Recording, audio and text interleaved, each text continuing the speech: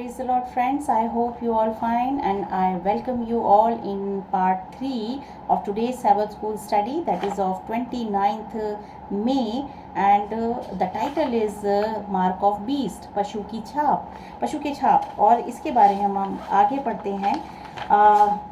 इसमें हम देखेंगे बहुत सारी ऐसी वर्सेस हैं जो बताती हैं कि किस तरीके से शैतान हमेशा ही परमेश्वर की आराधना को चुराना चाहता है, वो उसके वैभव को चुराना चाहता है, वो उसको कॉपी करता है और वो जलता है, वो चाहता है कि उसको वो उपाधि दी जाए जो कि परमेश्वर की है, पर वो ये नहीं जानता सर्वशक्तिमान ही सर्वोच्च महान शक्ति है और उसकी कोई जगह कोई उसको प्रतिस्थापित नहीं कर सकता है।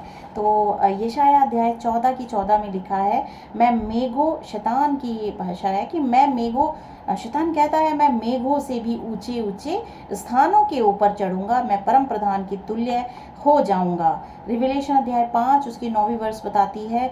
और वे यहाँ पे विरोधाभास पर ध्यान दें, विरोधाभास पे ध्यान दें। या तो लोग सृष्टिकर्ता की आराधना करते हैं या वे किसी और चीज़ की पूजा करते हैं, और सृष्टिकर्ता आराधना की योग्य है।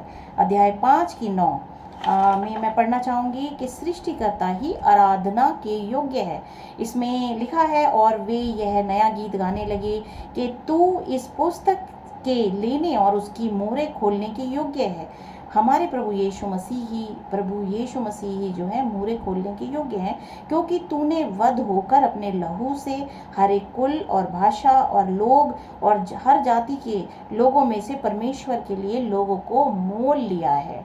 तो प्रभु यीशु मसीह सभी के लिए आए हैं, वो कोई धर्म नहीं है, वो एक सच्चाई है, और जो मनुष्य उनको ग्रहण कर लेंगे वो परमेश्वर की आशीषों को पालेंगे और परमेश्वर उन्हें जो है प्रभु यीशु मसीह के द्वारा अनंत जीवन प्रदान करेंगे।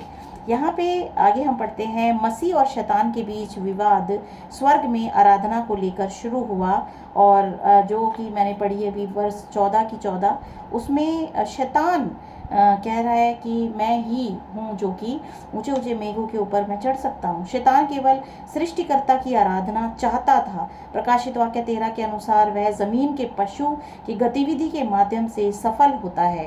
रिविलेशन अध्याय 13 की 4 में जब हमने पढ़ा, और उन्होंने अजगर की पूजा की क्योंकि उसने पशु को अपना अधिकार दे दिया था, और यह कहकर पशु की पूजा की इस पशु के समान कौन है। यहाँ पे ये ध्यान दें कि जमीन का जो पशु है, जो कि इस धरती के लोगों को भरमा रहा है, और वो ही जो है सारी आराधना जो कि संडे के दिन हो रही है, वो आराधना जो है वो शैतान को जा रही है, ना कि वो परमेश्वर को जा रही है। इस तरीके से पशु की पूजा जो है वो कराता है, पशु को अपना अधिकार दे दिया था, और यह कहकर पशु की पूजा की कि इस पशु के समान कौन है।